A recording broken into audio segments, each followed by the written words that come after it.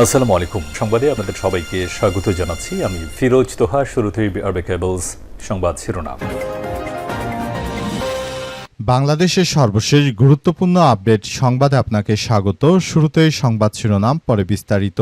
প্রথমেই জানাবো আমাদের হাতে থাকা সর্বশেষ গুরুত্বপূর্ণ সবথেকে তাজা আপডেট সংবাদ। ধর্ষণের শাস্তি নিয়ে স্বরাষ্ট্রমন্ত্রীর বক্তব্য প্রত্যাহারের দাবি জামাতের। ধর্ষণের শাস্তি হিসেবে প্রকাশ্যে মৃত্যুদণ্ডকে মধ্যযুগে আখ্যা দিয়ে স্বরাষ্ট্রমন্ত্রী সালাউদ্দিন আহমেদের দেয়া বক্তব্য প্রত্যাহারের আহ্বান জানিয়েছে বাংলাদেশ জামাত ইসলাম। দলটির দাবি, এই ধরনের মন্তব্য রাসূলুল্লাহ সাল্লাল্লাহু আলাইহি ওয়াসাল্লামের বিচার ব্যবস্থা এবং ইসলামী শরিয়া আইনের প্রতি অবমাননা শামিল। আজ রাজধানীতে সংবাদ সম্মেলনে এসব কথা জানান জামাতের এই নেতা। জামাত নেতা অধ্যাপক মিয়া গোলাম পরোয়ার জানিয়েছেন যে স্বরাষ্ট্রমন্ত্রী রাসূলুল্লাহ সাল্লাল্লাহু আলাইহি ওয়াসাল্লামকে অবমাননা করেছে। এরপর জানাবো, পাসপোর্টে ফিরছে অ্যাকসেপ্ট ইসরায়েল, জানালেন স্বরাষ্ট্রমন্ত্রী। পাসপোর্টে আবারও অ্যাকসেপ্ট ইসরায়েল ফিরছে বলে জানিয়েছে স্বরাষ্ট্রমন্ত্রী সালাউদ্দিন আহমেদ। 1971 সালের আগ থেকে বাংলাদেশের পাসপোর্টে অ্যাকসেপ্ট ইসরায়েল লেখা ছিল, যেটি পাকিস্তানের পাসপোর্টেও লেখা রয়েছে। অর্থাৎ বাংলাদেশের পাসপোর্ট সব দেশে যাওয়া যাবে, শুধুমাত্র ইসরায়েল ছাড়া। তবে শেখ হাসিনাই লেখাটি তুলে দিয়েছিল। নতুন করে লেখাটি আবার বিএনপি ফেরত আনছে বলে জানিয়েছেন স্বরাষ্ট্রমন্ত্রী সালাউদ্দিন আহমেদ। এদিকে 7 দিনের মধ্যে শেষ হবে রামিসা হত্যার বিচার, জানালেন স্বরাষ্ট্রমন্ত্রী। রাজধানীর পল্লবীতে শিশু রামিসাকে ধর্ষণ এবং হত্যার ঘটনায় বিচার প্রক্রিয়া আগামী 5 থেকে 7 দিনের মধ্যেই সম্পন্ন হবে বলে আশা প্রকাশ করেছেন স্বরাষ্ট্রমন্ত্রী সালাউদ্দিন আহমেদ। তিনি বলছেন, এই ঘটনায় জড়িতদের সর্বোচ্চ শাস্তি নিশ্চিত করতে সরকার প্রয়োজনীয় সব পদক্ষেপ গ্রহণ করেছে এবং কোনো অপরাধীকেই ছাড় দেওয়া হবে না। এবারে জানাবো, এবার নারায়ণগঞ্জে 6 বছরের শিশুকে 2 জন মিলে ধর্ষণ, জনরোষে যুবক। রাজধানীর মিরপুরে পল্লবীতে 7 বছরের শিশু রামিসাকে হত্যার ঘটনা এবং ধর্ষণের ঘটনার জের কাটতে না কাটতে এবার নারায়ণগঞ্জে আরেকটি নৃশংস ধর্ষণের ঘটনা ঘটেছে। 6 বছর বয়সী এক শিশুকে 2 যুবক মিলে ধর্ষণ করেছে। ঘটনায় অভিযুক্তদের একজনকে গণপিটুনি দিয়ে পুলিশে সোপর্দ করেছে এলাকাবাসী। এবং সর্বশেষ জানাবো, পাকিস্তানের সামরিক বাহিনীকে বহনকারী ট্রেনে বিস্ফোরণ, নিহত 24। পাকিস্তানের দক্ষিণ পশ্চিম অঞ্চলের বেলুচিস্তান প্রদেশে স্থানীয়রা সামরিক কর্মীদের বহনকারী একটি ট্রেন লক্ষ্য করে চালানো বিস্ফোরণে অন্তত 24 জন নিহত হয়েছে এবং 50 জনের বেশি আহত হয়েছে। এর মধ্যে বেশ সেনাবাহিনীর কয়েকজন ঊর্ধ্বতন কর্মকর্তাও রয়েছে, তাদেরও মৃত্যু হয়ে গেছে। প্রিয় দর্শক, এতক্ষণ শুনছিলেন সংবাদ শিরোনাম, এবারে বিস্তারিত। তবে তার আগে বন্ধুরা, অনুরোধ থাকবে এই সংবাদটিতে একটি লাইক দিন। এই চ্যানেলে আপনি নতুন হয়ে থাকলে আমাদের সংবাদটি দেখতে দেখতে চ্যানেলটি সাবস্ক্রাইব করে রাখুন। কমেন্ট করে বন্ধুরা আপনার মূল্যবান মতামত জানিয়ে দিন আপনি বিশ্বের কোন দেশ থেকে বা বাংলাদেশের কোন স্থান থেকে আমাদের সংবাদটি দেখছেন এবং শুনছেন।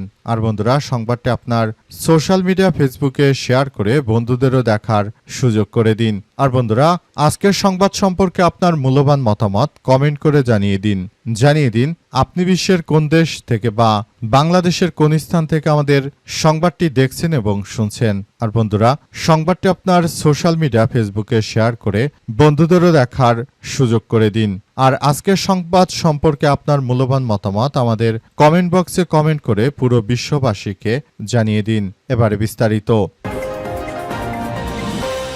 ধর্ষণের শাস্তি নিয়ে স্বরাষ্ট্রমন্ত্রীর বক্তব্য প্রত্যাহার দাবি জামাত ইসলামের। ধর্ষণের শাস্তি হিসেবে প্রকাশ্যে মৃত্যুদণ্ডকে মধ্যযুগে আখ্যা দিয়ে স্বরাষ্ট্রমন্ত্রী সালাউদ্দিন আহমেদের দেওয়া বক্তব্য প্রত্যাহারের আহ্বান জানিয়েছে বাংলাদেশ জামাত ইসলাম। দলটির দাবি, এই ধরনের বক্তব্য কোনো স্বরাষ্ট্রমন্ত্রী দিতে পারেন না, কারণ মধ্যযুগে বলতে তিনি আসলে যে জিনিসটি বুঝিয়েছেন সেটি আসলে কোনোভাবে মেনে নেওয়া যায় না। বর্তমান সময়ে এই ধরনের কার্যক্রম চলমান রয়েছে এবং বর্তমানে স্বরাষ্ট্রমন্ত্রী যে ধরনের অন্যায় অত্যাচারমূলক কার্যক্রম চালিয়ে যাচ্ছে সেটি আসলে মেনে নেওয়া যায় না, কারণ তিনি একজন দায়িত্ববান মানুষ হয়েও তিনি যে ধরনের আচরণ শুরু করলেন এটি কোনোভাবে আসলে গ্রহণযোগ্য হতে পারে না। আমরা মনে করি স্বরাষ্ট্রমন্ত্রীকে অবশ্যই তার এই বক্তব্য থেকে বিষয়গুলো তাকে সরে আসতে হবে। তিনি যদি এই বিষয়গুলো না পারেন তাহলে আমাদের সবাইকে এই বিষয়গুলো নিয়ে আসলে যার যার জায়গা থেকে তারপর আবারও এগিয়ে আসতে হবে। এটি যদি নতুন ধরনের কোনো সমস্যার সৃষ্টি না হতো তাহলে তাহলে আমরা বিষয়গুলোকে নিয়ে আরও পর্যবেক্ষণ করতে পারতাম। কিন্তু তিনি একটি দায়িত্বপূর্ণ পদে থেকে যে ধরনের কথাবার্তা বলছেন এটি আসলে কোনোভাবেই মেনে নেওয়া যায় না বলে এমন তথ্য সামনে এসেছে এবং বিষয়গুলোকে খুবই গুরুত্ব সহকারে দেখা হচ্ছে। স্বরাষ্ট্রমন্ত্রীর এই ধরনের বক্তব্য আসলে কোনোভাবেই গ্রহণযোগ্য হতে পারে না।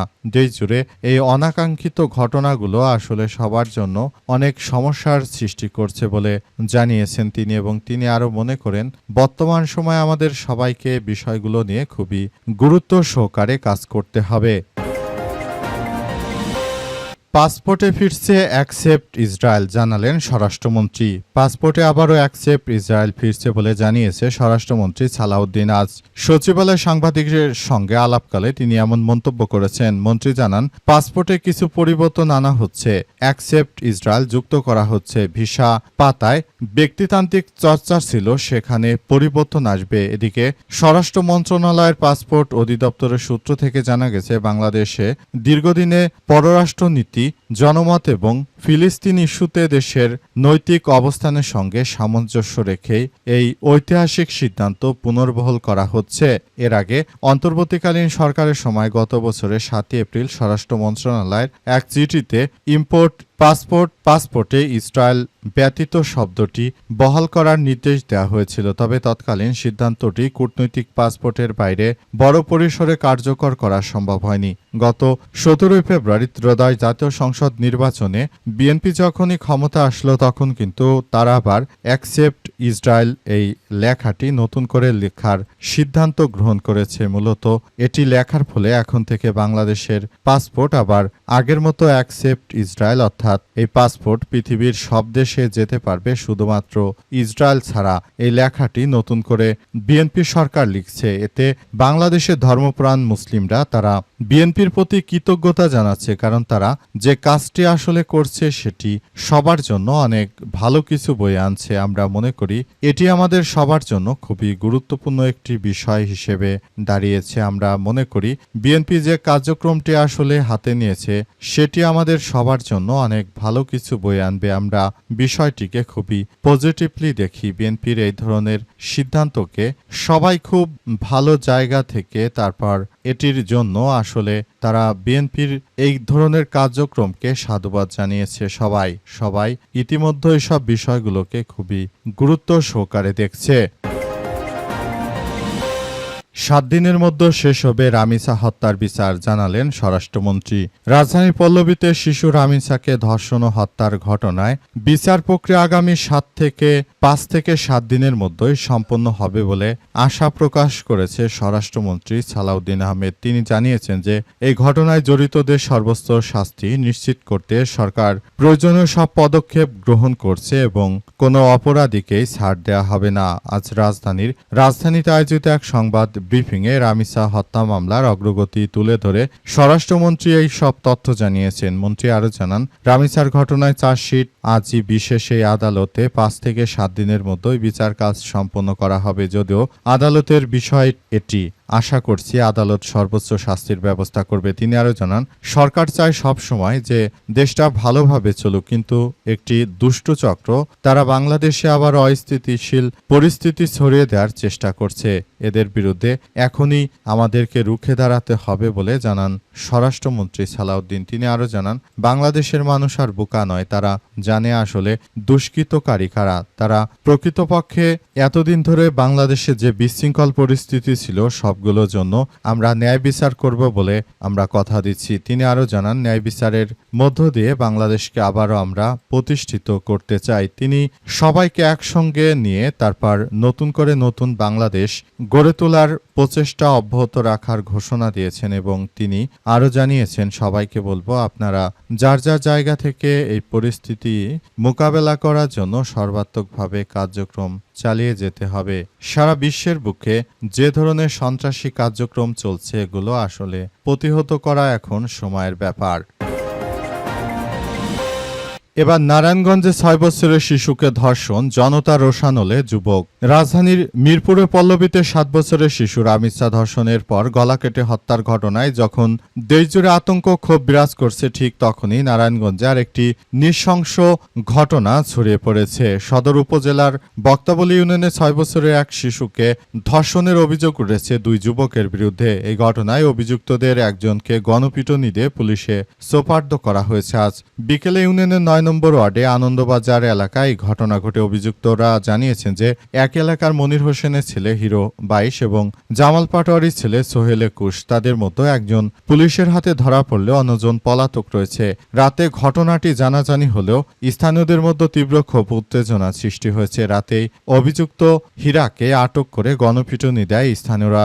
জনতারা গুরুতর আহত অবস্থায় তাকে আটক করে হাসপাতালে নিয়ে যাওয়া হয়। স্থানীয় সূত্র থেকে জানা গেছে, বিকেলে এই ঘটনার পর শিশুটির মা বিষয়টি বুঝতে পারলেও লোকলজ্জার ভয়ে প্রথমে কাউকে কিছু জানাননি। পরে শিশুটির শারীরিক অবস্থার অবনতি হলে দ্রুত তাকে মুন্সিগঞ্জ জেনারেল হাসপাতালে নেওয়া হয়। সেখানে তার অবস্থা আশঙ্কাজনক হয়। চিকিৎসক উন্নত চিকিৎসার জন্য তাকে ঢাকা মেডিকেল কলেজ ঢামেক হাসপাতালে পাঠান। রাতে অভিযুক্ত হিরোকে আটক করে গণপিটুনি দেয় স্থানীয়রা। তার অবস্থা গুরুতর অবস্থায় তাকে আটক করে তারপর পুলিশের হাতে সোপর্দ করেছে এলাকাবাসী। এলাকাবাসী জানিয়েছে যে এখন যেহেতু সারা দেশ জুড়ে এই ধরনের রাহাজানি, হত্যা, সন্ত্রাসী, ধর্ষণের ঘটনা ঘটছে, আবার নতুন করে আমাদের এলাকায় এই ধরনের একটি ঘটনা ঘটল, বিষয়টি আমাদের কাছে মোটেও বোধগম্য হচ্ছে না। সারা দেশ জুড়ে মানুষের নৈতিকভাবে এতটা অবক্ষয় হয়েছে যে আসলে সারা বাংলাদেশ জুড়ে কি হতে চলেছে, বাংলাদেশের মানুষের নৈতিক এতটা অবক্ষয় হয়েছে যে এটি আসলে কোনোভাবেই গ্রহণযোগ্য নয়।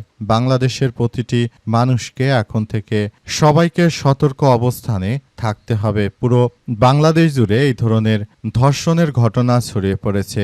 যাদের ছোট ছোট শিশু রয়েছে তাদের সবার পরিবারেরই উচিত এখন বিষয়গুলো নিয়ে ভাবা এবং শিশুদের নিরাপত্তায় যথাযথ পদক্ষেপ গ্রহণ করা, যাতে করে পুরো বিশ্বজুড়ে দখলদারেরা যে সন্ত্রাসী কার্যক্রম শুরু করেছে এগুলো প্রতিরোধ করা যায়।